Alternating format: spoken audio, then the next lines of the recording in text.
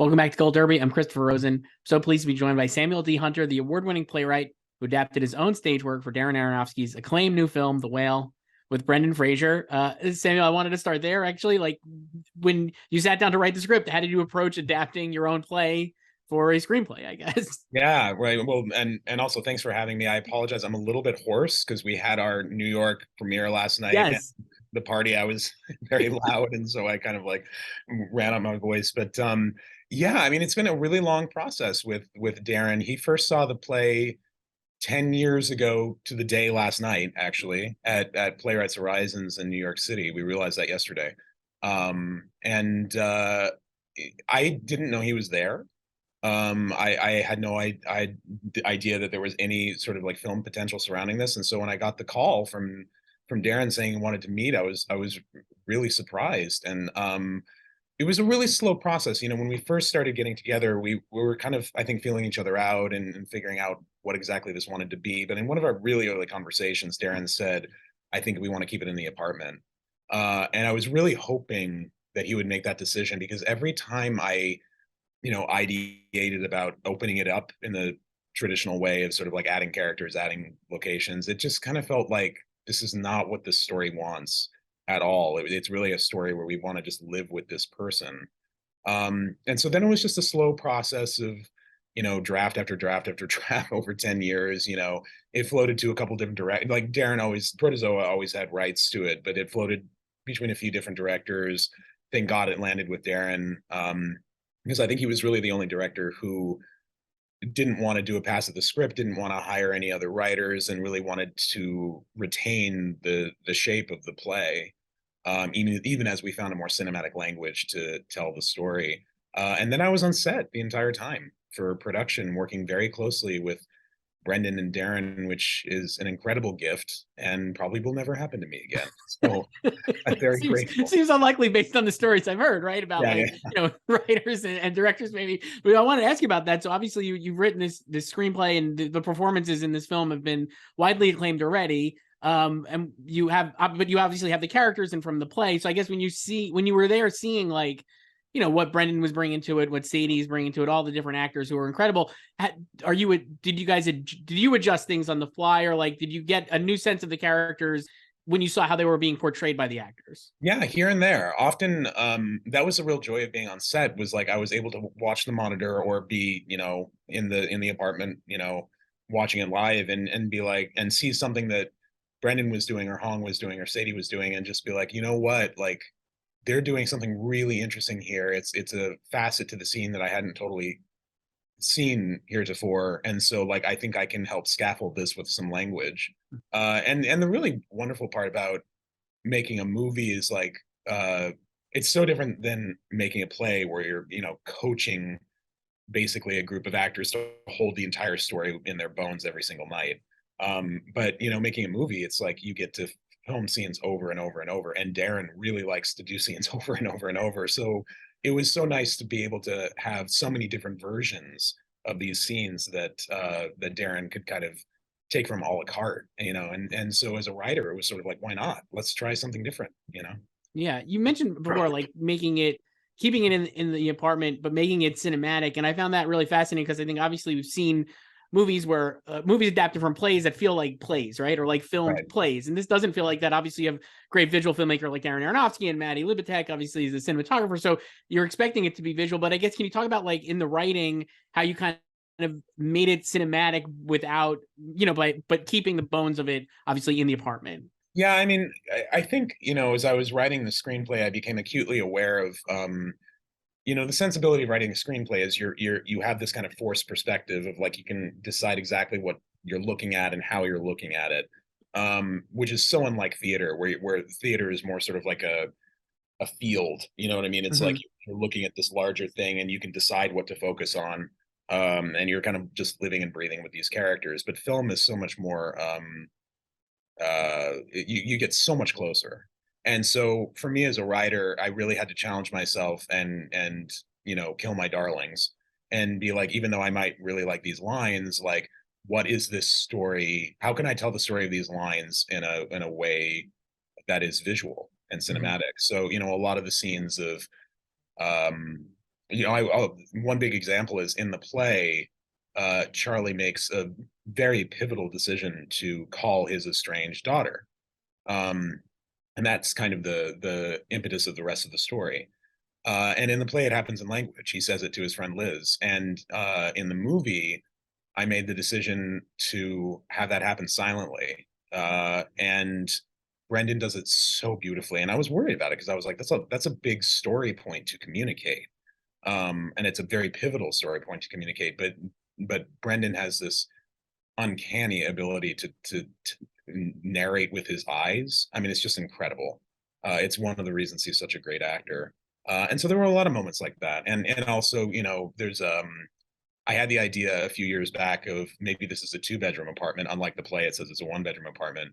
And the second bedroom in the movie is kind of the archaeology of his past. Like it's kind of sealed off and very different from the rest of the apartment. And so it was a slow process of finding a lot of those nooks and crannies. Yeah, I know as a player, I know a lot of your work is set in Idaho, and I know you're from there. That's your home state, I guess. So for Charlie and the Whale in particular, how does the locale inform him as a character? And also, I guess, not to double up, but I know this obviously takes place in like this March of 2016, based on like the Republican primary that's shown on TV. And I guess how does all that kind of factor in for you with the character? I guess, like, what are all those things kind of connect? Yeah, I mean, even though I have set all my plays in Idaho, I don't really think of myself as like a regional writer. Do you know what I mean? Mhm. Like I think Charlie could be living in a lot of different parts of the world. I think locating it in a place where I have very deep roots, very complicated roots, just for me as a storyteller really enlivens it and brings a specificity to it. But I don't think there's anything like particularly Idahoan about Charlie, you know. Right. Right. But I think it's a very American story. And the reason that we decided to set it when it's set, the play was originally written 2009 2010, and I just set it present day. And I should say, strangely enough, like when I first wrote him as like an online tutor, that was kind of a new thing. You know what I mean? Like teaching online, and so I had no idea that like all these many years later, here we are on Zoom, like, and this has become like de rigueur of modern life, you know. But the reason that we chose to set it in 2016, we knew we didn't want to set it during the pandemic, because that would bring in a host of story concerns. We didn't want people wearing masks, and people would obviously be referencing the pandemic. So we knew we wanted it to be pre-pandemic. And the more that we talked, there was just something so interesting about it happening around 2016, because it feels like all 5 of these characters are kind of at the precipice of something. Do you know what I mean? Like Thomas is coming in with all this energy about like Christ coming again, and the world being reborn, and Charlie's at the edge of a cliff, and Ellie is kind of at the edge of the cliff, almost having dropped out of high school, and Liz is also kind of at a breaking point in her codependency with Charlie. And so it kind of felt like placing it in 2016 when the world was kind of, or I should say the country, maybe the world too, was at the precipice of some massive change, some massive overhaul. It kind of felt like this tiny apartment was located in this much larger world that was also about to be in crisis. And I just really enjoyed the way that resonated. Yeah, and I mean, I think like we were saying too, like it does make it feel like, for lack of a better word, like more cinematic. It feels like there's obviously when you're placed in that time, there's so much going on in the outside world that I think helps you understand like the context of the movie, and just like makes it feel bigger, right? Like these characters are living in a world that you're familiar with, and that you probably remember. You mentioned before, like killing some darlings. Was there one in specifically that you were like, oh man, I really struggled about knocking that out, but I kept it. I had to knock it out for the story? There was, I mean, a lot of like little interchanges, Okay. that Okay. from the play that I really loved. I mean, there was something that I was really, really, uh, my hobby horse all throughout this is like, we can't lose the humor. We absolutely cannot lose the humor. It is so important to this play and to this story. And so they're actually, this is kind of the reverse of what you're talking about, but I had killed a couple darlings in a scene between Ellie and Thomas, and the day that we were shooting it, And there were kind of a few like funnier lines,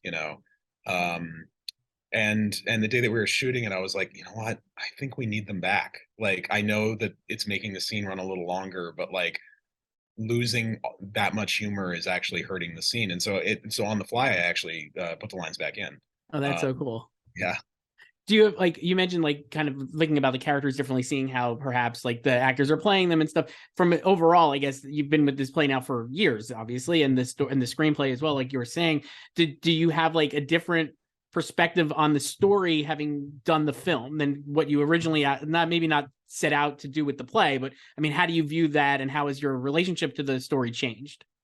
It's in many, many different ways. It's I wouldn't say it's really changed, but it's evolved.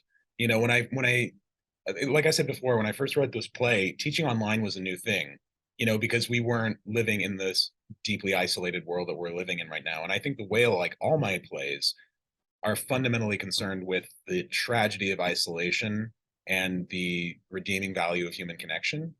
And I think like the volume has been turned way up on that. Like that kind of thesis statement of mine is like I think we need that now more than ever.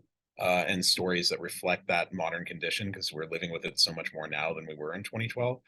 I also think that I wrote it from a place of wanting. I made a decision early on that I didn't want to be a cynical writer. Um, and that leaves me open to, I think, in that way, my plays are pretty earnest and kind of wear their heart on their sleeve, and they're very open to assault in that sense. They're very easy to assault because they're just kind of open wounds, you know what I mean? So it's easy to poke them. But I kind of have continued to dig in on that, because cynicism easily masquerades as intelligence. It masquerades as sophistication, and I actually think cynicism is cheap and easy and intellectually bankrupt. And the harder thing is having faith in other people, and that has become. And this is also like one huge aspect of the story, which is very different for me now. Is when I wrote the play, I was not a dad, and I'm now a father to, like we were talking before we started recording, and I'm now father to a 5-year-old girl, and so parenthood has so deepened in my just the condition of being a dad. Working on this screenplay was a very different place, writing that from a very different place. So yeah, I think it's just kind of really deepened and evolved over the years. I'm not. We have to wrap up. I'm not surprised to hear you say that, just because, like like we were saying, like I also have almost 5-year-old daughter as well. And watching the movie, I was just struck by that, and I think you could really tell the parental bond between Charlie and Ellie, and like the tragedy of their relationship, and just a lot of the hope at in the end.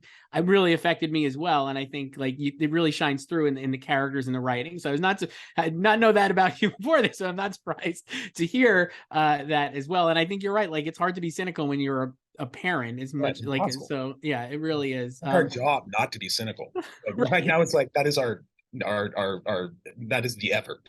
Yes, it's tough. Yeah. But it is something to strive for. Samuel D. Hunter, a great screenplay for The Whale, is an acclaimed film coming out here in December. Thank you so much. Thank you so much.